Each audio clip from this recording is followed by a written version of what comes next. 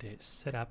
So here's the video. This is the first time, it's actually not the first TV appearance, is it? 2014, so it's not 2007. I will this setup. So here's the video. This is the first time. Yeah, okay, everything works great. Hello everyone, I'm Daniel Nusque. I am a software engineer. I live in Argentina, in Buenos Aires surrounding area, and obviously, like everyone else, I'm following what Javier Milei is doing, what's going on with everything that he says, everything that he does. Basically, well, one of the things that I'm doing here on this channel is posting dubbed videos using AI. Just so you don't have to read, and you have all the content from Javier Milei available to you. I've been following this person since I first met him on the TV, and this time we're going to watch one of the first times he appeared on TV presenting one of his books. Let's listen to what he has to say. Sounds ready. Javier Milei, an economist, releases his book in Tucumán today. Yeah, we're here to show off the book called Economic Policy Against the Clock. And yep, we're going to be showcasing it at the Sheraton Hotel at 9 p.m. tonight. Argentina lives against the clock? You got it. We're seriously on a tight schedule here. Argentina, after years of just blatantly pumping up the total market demand, is now staring down. If that's 2014, let me show you how things are measured here. So this is the real value of the dollar. $1 is 995 pesos today. So in the year 2014, the dollar was, depending on which month of the year, so the green bar is showcasing the value of the government says the dollar cost in pesos. But if you went to the bank, you weren't able to actually purchase dollars because there's a cap. It's like $200 per person per month that you're allowed to purchase. It changes over time, but it doesn't really matter. If you want to buy or you want to exchange currency and you have a load of pesos, and you don't want to do like red tape, or it's like you have a larger amount than 200 pesos, then $200, sorry, you need to go to the side market, to call it one way, and we call it dollar blue. It used to be called dollar black, but nowadays, like, well, they were changed, and now it's dollar blue. So it was about like 12 pesos a dollar, or 10 pesos a dollar, range 15 pesos a dollar. You see, from April to August or September, it went up like 50%. That's a lot. But now is the value of it is around 1,000 pesos. So in 10 years, Argentine currency lost value for about 90% or more. Yeah. There was a time where 1 peso was costing $1, but those days are gone. So he published books, very interesting. He published books proposing what measures should the current government at that time being should be taking. And funny enough, for every new government that was changing power, he was writing a new book with suggestions. And finally he kind of decided, okay, that's it, nobody's listening to me, I'm running for presidency. And he won. Down low growth, heading straight into a recession and sky-high inflation. We've got to grab the bull by the horns, get our economy in check, and seriously, we're pressed for time. Look, the central bank, they faced a speculative attack back in January, but they were on their toes and hiked the interest rate. They took some steps to rein in the black market dollar, right? And that's bought the economy about 180 days for Minister Kishilov to kick off this plan to tighten up public spending and prevent the budget deficit from blowing up, which would stop the crazy money supply growth and as a result, put an end to the inflation and the currency devaluation. And that's going to be possible because Argentines fear deepening the current crisis. Essentially, unavoidable cutbacks are on the horizon, confirmed by any economist. Facing them head-on is key. Otherwise, that person, Kisilov, that he mentions, so he's basically saying that so inflation was starting to get out of hands in the year 2014. We were having inflation before. It was like, I don't know how much, like 15% or 20% annually or something, which is crazy high. But it was starting to get out of hands, and then they higher interest rates in the bank, pretty much like any central bank does, like the Fed is doing now, to control U.S. inflation. Yeah. And this is the January that he's referring to. And this person, Kisilov, that he's mentioning, he was the economy minister of Christina Kirchner at that time. And today, he's the governor of Buenos Aires province.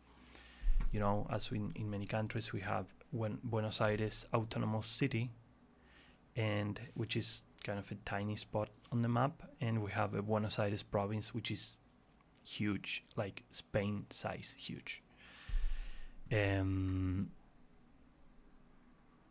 Yeah, so that person is still a political player, but obviously kind of a far left, very dumb person. They'll catch you off guard. In Argentina, we've struggled to handle this smoothly, often resulting in economic turmoil, inflation, depreciated currency, and significant social and financial impacts.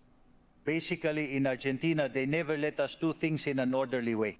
Adjustments always led to chaos. And men, we paid for that chaos with inflation, devaluation, and a serious slump in the economy and real wages. In other words, it hit society hard. What we're putting on the table is a stabilization program that won't hurt society. So basically what he's saying is, well, you hear it yourself, is basically you need to stop spending as much because it will have an impact on the society, on wages, on everything, sooner or later. Society, you know? One thing we're showing is that our kind of adjustment program, yeah, it'll totally crush the inflation rate to under 5%. But also it won't trigger a recession, and let me tell you, if we can create a confidence shock, it might even boost the economy. Look, but the government's got to buy into this. Do you think the government's really up for listening to folks who aren't on their side? I see that as way more complicated, mainly... You see, the question is very interesting. Is you think government's going to listen to your ideas? And his face says everything. Really up for listening to folks who aren't on their side? I see that as way more complicated, mainly because the debate is just messed up. The political and economic scenes all tainted. And what's worse, even the economist discussions are polluted. You know, there's a bunch of economists who, instead of doing serious work, that they're playing the political game, you know? Not sure if I'm making myself clear. Look, economists should be technical. So an economist should, you know, that they're playing the political game, you know? Not sure if I'm making myself clear. Look, an economist should be technical. Yeah, that's because, well, this guy Kisilov uh, is not thinking with the rules of the economy. So we know, like, economy is a social science more than engineering or technical science, but he's not like thinking. I mean, he thinks like he can print money and get away with it, basically. And he's just joking about it because an economist should be technical, basically, not political. But yeah. So they've got to stick to certain standards, got to respect budget limits. You can't just say anything. But nowadays, with this reclaiming politics as the art of the possible, it seems that many understood it as, let's kill the economy because it brings bad news. And deep down, all this flowering of heterodoxy is costing us dearly. And that if we don't manage to correct it in time, the year on the level of activity is going to be strong, and the social damage is going to be strong. So it's better to do it in an orderly way than to do it messy. Why is that? Because the difference is all about an orderly way than to do it messy. Why is that? Because the difference is all about the social impact. Big thanks to you guys for the report. Yep. And okay, we just finished. This was a very small interview. He was presenting a book. And check this out. This is inflation rate in Argentina. Let's try to... Okay, this one... I mean, sometimes they're not very accurate because this one doesn't even have the scale. Because some governments didn't want to really expose or they changed the mechanism to measure inflation, so the numbers are kind of weird. Okay, 2018. I want to show you something that has 2014 in it. All the graphs are more recent history. 13 January.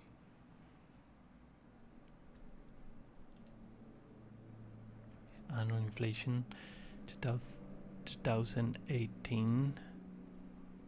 Yeah. Okay, this one 2000. Yeah, well, it's missing the year 2014. Why is that? But you can see that in the year 2013 annual inflation was around 10%, and then in the year 2018 1456, and like 4 years later, inflation was around 30 something, like 34% yearly. This has only up to 2021. Things got wild after that.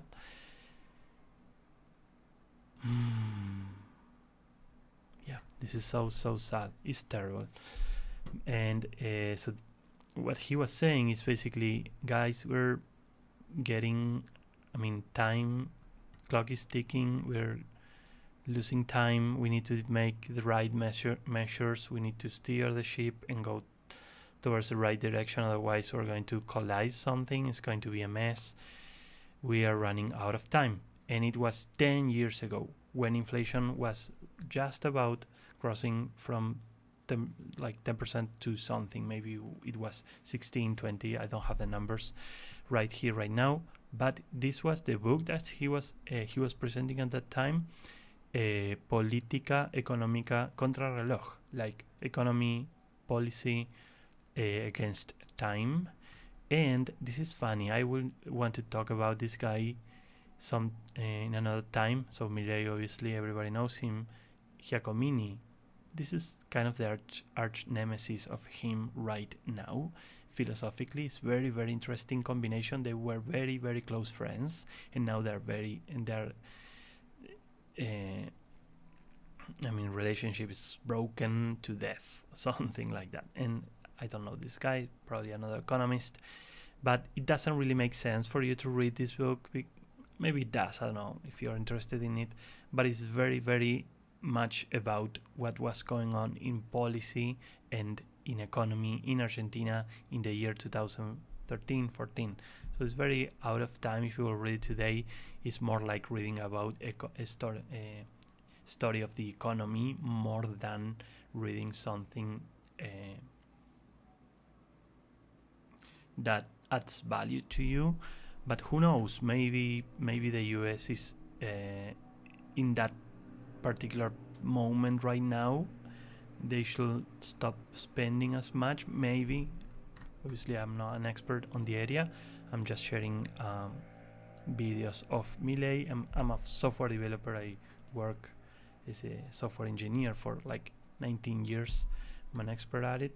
But so this is the deal. Let me know if you have any questions. I would like to answer questions about Milei, about Argentina, about everything you will want to know, and just so you get to know Javier Milei in context.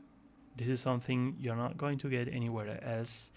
I have like knowledge about how investment works in Argentina, how the job market works, how taxes work, and also how everything I just mentioned works in the US as well. So I can compare things. So let me know if you have any questions. Please do leave your questions in the comment. I will answer to all of them. So don't be shy. Thanks for being here, and share the video with someone or in social media. That will help me out a lot. And also just one last thing is, if there's a particular video you would want to have dubbed, let me know so I prioritize that one over others. Have a nice one. Goodbye.